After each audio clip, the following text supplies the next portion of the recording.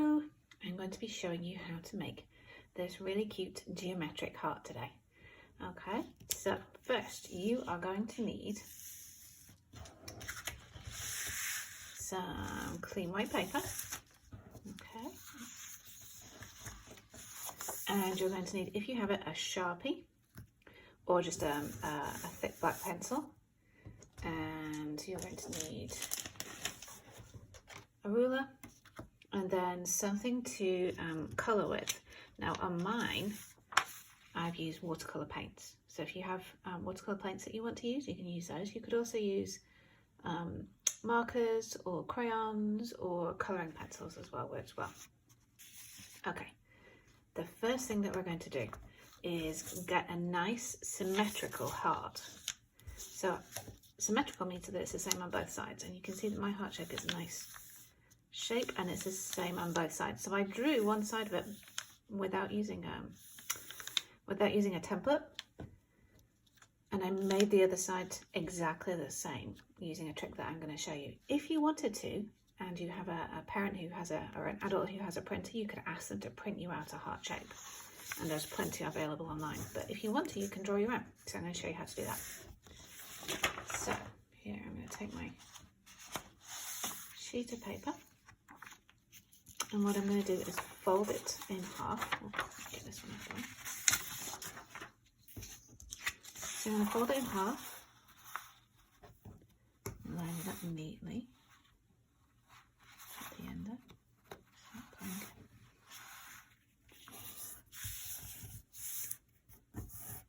Okay, and then on this side of it, I'm going to take my Sharpie. Don't use a watercolour or a washable black marker for this, because if you're then using paints, it'll run. But if you have a Sharpie, you can use it, or something else that doesn't run, or just a black pencil will work too. So taking my Sharpie, I'm going to draw myself half of a heart shape. I'm going to try and make it quite big this time. Like that. So half of a heart always kind of looks like a big ear to me sticking out, or maybe the top part of a question mark. Now, if I flip it to the other side, I don't know if you can see, I can see through it, right? I can see that black line on the other side.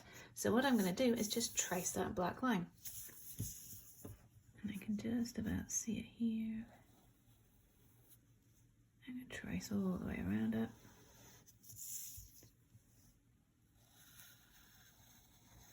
Doesn't matter if it's not absolutely perfect, but this way your heart will be pretty much symmetrical on both sides. And then when you open up your piece of paper, there you go, you've got a nice neat heart shape.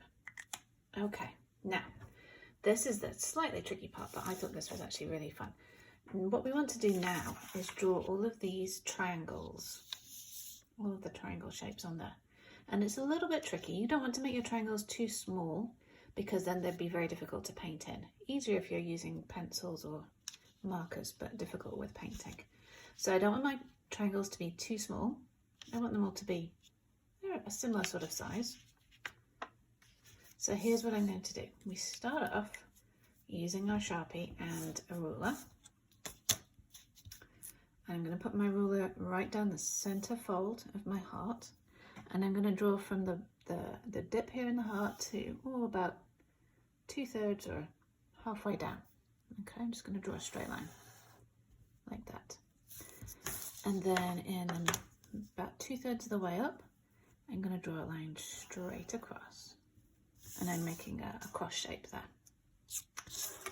Okay, now I'm going to use my ruler, and I'm going to connect the ends of the lines to make some triangles. Like that. And I might draw over here. And it doesn't matter if my lines went completely the same on both sides, right? In this heart shape, the triangles aren't the same on both sides. I have different patterns on either side, and that's okay. I think it looks really nice like that. Once I have this kite shape here with the four triangles in it, what I'm going to do is put little dots around the edge I don't know if you can see that. I'm going to zoom in a little bit for you. I don't want to make those dots too big so that they stand out, but I just want to be able to see where I'm putting them. And I'm putting them all about an inch or an inch and a half apart. Just going to go all the way around my heart doing that.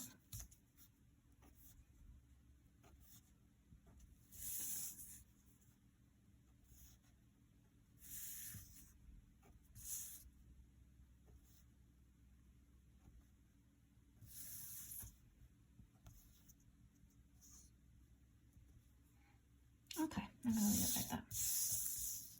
And then in the middle of my heart shape, I'm going to put a couple of other randomly placed dots. So I'm going to put one here, one there, one there, one here, one there. I'm not trying to make these into a pattern too much. I want my triangles to be a little bit uneven on either side. I want them to be different. Now, this is the fun bit. I like to connect all these triangles up together now. So I'm going to zoom out so you can see what I'm doing.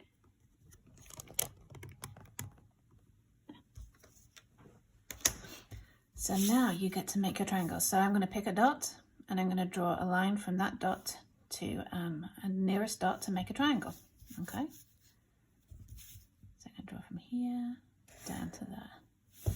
And then, oh, I'm going to draw from this line to this dot here. And I'm going to draw there to there as well. And here to here. And you're just going to go through all like this, connecting all of your dots. Okay. For some of them, I might even leave that one as a diamond shape because I quite like the way that one looks. But the rest of them, I'm going to go through and I'm going to connect into triangles and diamonds where I feel like it. Okay, so I'll see you at the end of that.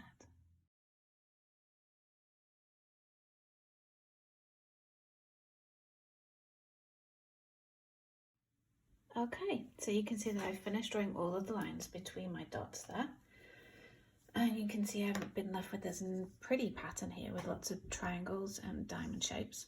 You can see none of them are too small and none of them are too big either, but there are lots of different shapes in there. So the next step is just to colour it all in. So as I said, you can use watercolours, which I think looks really good, or you can use markers or crayons or pencils, whichever you feel like using. If you're going to use watercolours, I wanted to give you a couple of tips. So on this heart that I coloured in here, I just used red, purple and blue, just 3 separate colours. But you can see that I have some dark blue bits and some light blue bits, some pinkish pieces and some red pieces, right? Some sort of very dark purpley pieces and some very light purple pieces. And that's just by using different amounts of water. So I know you guys have probably used watercolours a lot, but I'm just going to show you again how to get lighter shades or lighter tones. So here's my strip of watercolours. Now what I recommend is that you paint just using one colour, and you can see on the one that I already did, I tried not to have the same colour next to each other in adjacent triangles, right? So I have a purple and a blue and a pink and a blue and a red and a pink. So I tried to make all the triangles not touch another triangle of the same colour. So what I'm going to do is start off by using red, and I'm going to get, it's already wet a little bit.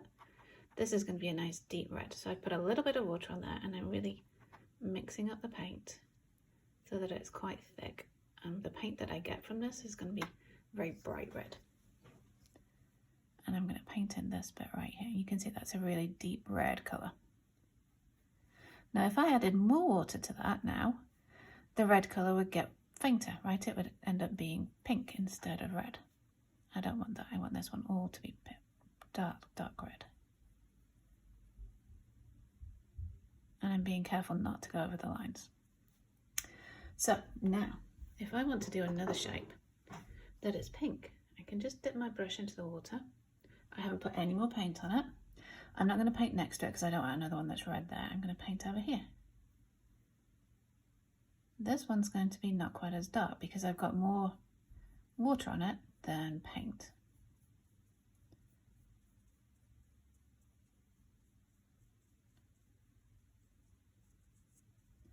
then I could do the same thing. I've still got some paint on my brush there from the last one, so I just put a bit more water on, and I'm going to go over to a different shape, and I'm going to maybe paint this one. And this one, once it dries, you can see it's going to be quite a bit lighter than that one. It's much more of a pink colour. So that's how you can get different shades from the same colour of watercolour. Now you have to be careful with this, and you need to be patient, because if you try to paint everything all super quick, what will happen is all of your paints will run into each other.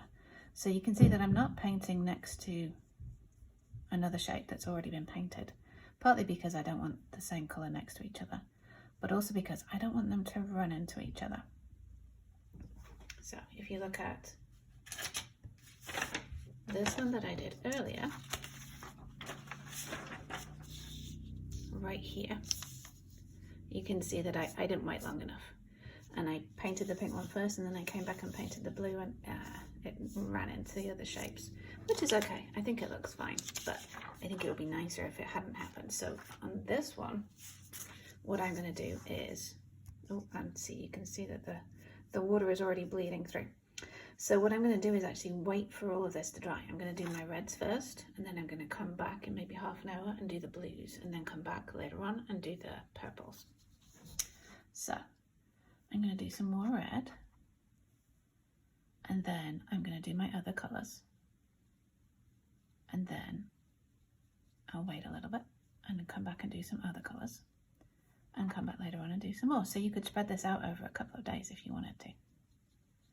All right, so I will come back when I have finished doing all of my painting. Okay, so I finished painting in my heart. This time I decided to use all the colours. I wanted a rainbow heart, so I used lots of different colours there, and I think it came out pretty well. You can see just a couple places where the paint kind of ran from one area into another, but it still looks pretty good. So I was really happy with that. I wanted to show you one other thing. This is another one that I drew, and instead of using paints, I'm using coloured pencils on this.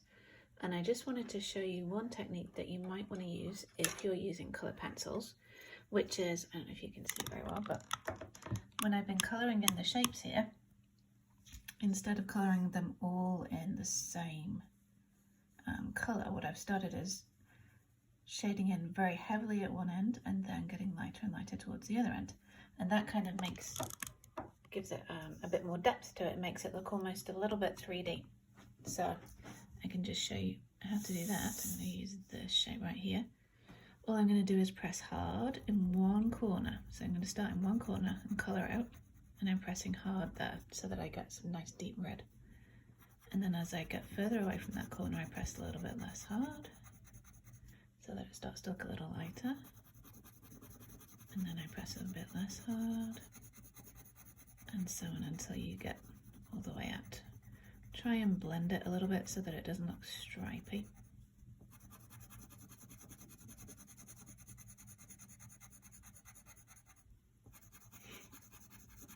And then all the way at the far edge, I'm just very lightly colouring it in.